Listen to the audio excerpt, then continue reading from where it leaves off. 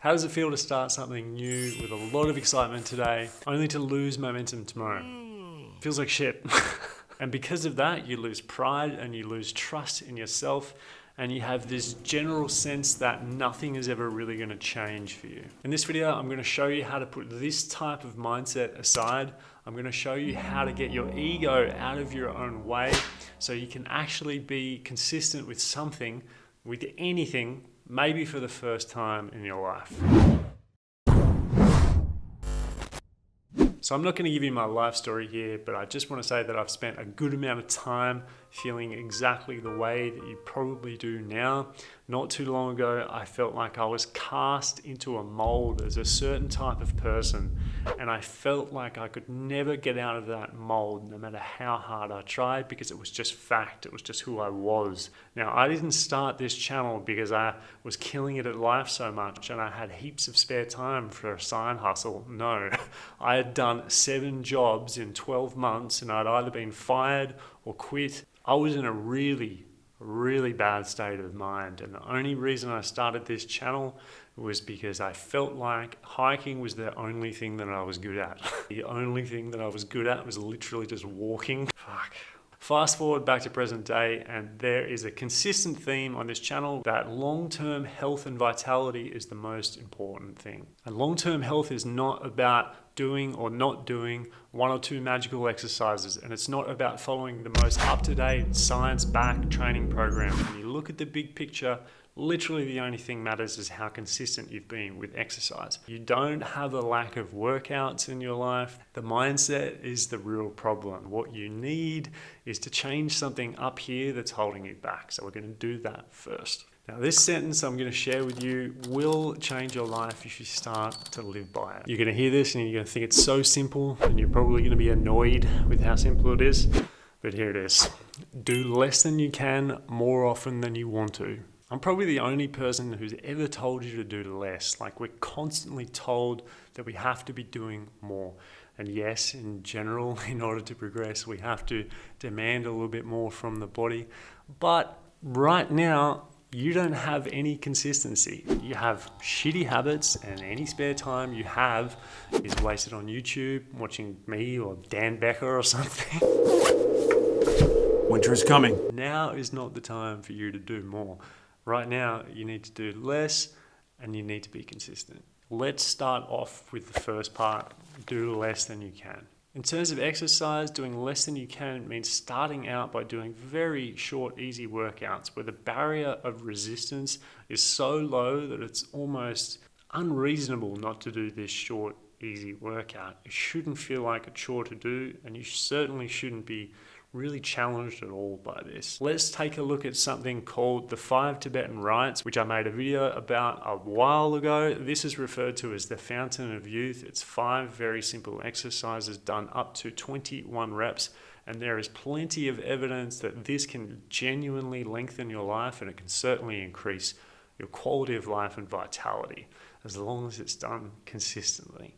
So I'm taking that same principle here and applying it to a workout that is designed to help hikers stay injury-free and generally just to move better and feel better over a long period of time. So you can literally start with 5 minutes. That's why I posted this 5-minute routine last week. Now, what's going to happen is your brain or your ego is going to say, you're above this. You don't need to be doing this 5-minute routine. You're better than this.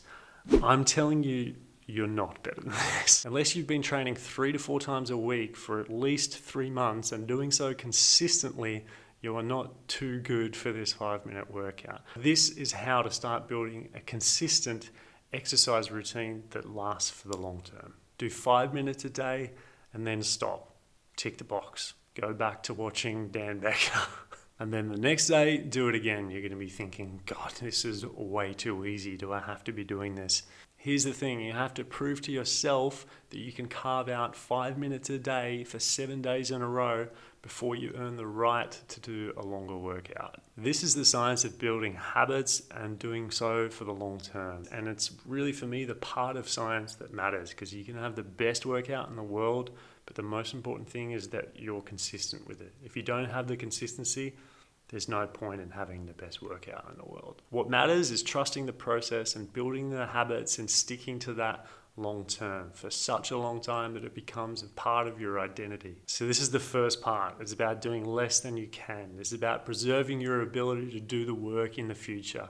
Let's say you buy one of my training programs. You're super keen, you're excited, you do the first workout and you're feeling good, but you're unsatisfied. You don't feel tired. So you decide to do some extra sets of some of your favorite exercises that you love to do. In fact, you're feeling so great that you continue until you're feeling totally exhausted and you finish the workout satisfied. Big hard workout, day one, killed that session, tick the box. But the next day, you're feeling a little tired. And when you look at your training plan, you realize that some of the stuff that's programmed for today, you've already actually done yesterday. And so you convince yourself, I did a good session today, I put in the hard work, I deserve to rest. And just like that, here's the slippery slope. Your consistency and your momentum is gone because you did too much the day before instead of doing exactly what was planned and nothing else. When you zoom out and look at the big picture, doing more today has absolutely no impact on the outcome that you want. The outcome that you want comes from doing exactly what was prescribed and having the discipline to stop before you're completely exhausted. So that is the doing less part.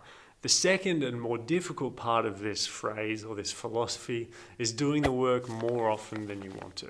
Let's be generous and say that half of your scheduled workouts, you're feeling good and you're excited to start training. But then the other half, you're feeling a bit flat and you feel like you really don't have time today because you've got other stuff going on.